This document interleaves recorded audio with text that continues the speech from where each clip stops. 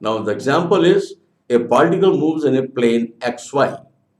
Obviously, it must have two coordinates. X has got coordinates x1, y1 and y has coordinates x2, y2.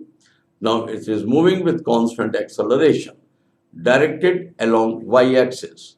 So its unit vector will be along y-axis. The equation of motion of the particle has the form y is equal to px minus qx square, where p and q are positive constants. Find the velocity of the particle at the origin, that is where the coordinate is 0, 0. Now, in order to solve this question, we take the equation y is equal to px minus qx square and we find dy over dx. Now, from dy over dx, we have to estimate dy over dt. The function will be an implicit function.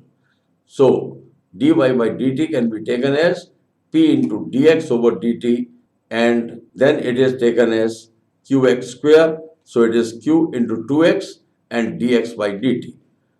And then we get the value of d square y, that is acceleration, and that will be equal to p into d square x over dt square minus 2qx d square x over dt square minus 2q dx over dt whole square. Here we have applied the rules of the implicit function in differentiation, and we get the retardation as minus 2q dx over dt whole square, which is simplified to a result minus 2q vx whole square. D square x over dt square is 0, no acceleration along x-axis, and d square y over dt square is minus a. Then we know that vx square, that is square of the velocity along x-axis, it is a over 2q, or vx will be equal to under root a over 2q.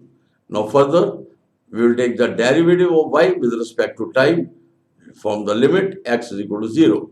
So we will find the number will come as p dx over dt, and velocity along y-axis or y component of the velocity will be pvx, and vy will be p into under root a over 2q.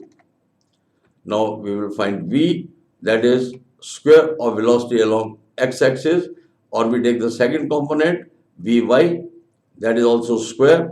We add the two numbers, then we take square root. And by computing the values, we'll come to conclusion, that is vx square will be a over 2q and vy square is ap square over 2q. We add the two numbers and take the square root, and final result will be v is equal to under root of a into p square plus 1 over 2q. A particle is moving in a plane with velocity given by u is equal to u naught I plus a omega cos omega t. Normally a omega cos omega t is the function of acceleration in simple harmonic motion, and j is unit vector along y-axis, where I and j are the unit vectors along x-axis and y-axis respectively. If particle is at origin, it means t is 0. We have to calculate the trajectory of the particle and the distance from the origin at time 3 pi over 2 omega. So distance from origin at time, so 3 pi over 2 omega is representing the time. So first of all, we write the general equation, that is u naught I plus a omega cos omega t j, and then velocity along x-axis is ux, that is equal to u naught, velocity along y-axis, that is v uy, and that is a omega cos omega t, that is given in the question. So we made two equations, and we know that velocity is the derivative of displacement with respect to time, and distance is integration of v dt. These facts are to be used. So from equation 1 and 2, we have displacement at time t in the horizontal direction. So x is equal to integration of u naught dt, and that is equal to u naught into integration of 1 dt, and that will be t. This is equation number 3. Now displacement in the vertical direction, we integrate the function y is equal to integration a omega cos omega t dt. Now this is a sin omega t, because a omega is taken out constant and we have done integration of cos omega t. It is not generally minus sine omega t into omega, but being displacement is vector, we are taking its magnitude, and this is found to be a sine omega t. That is equation number 4. Now, eliminating t from equation 3 and 4, in that case, we get y is equal to a sine omega x over u naught, and equation 5 gives the trajectory of the particle.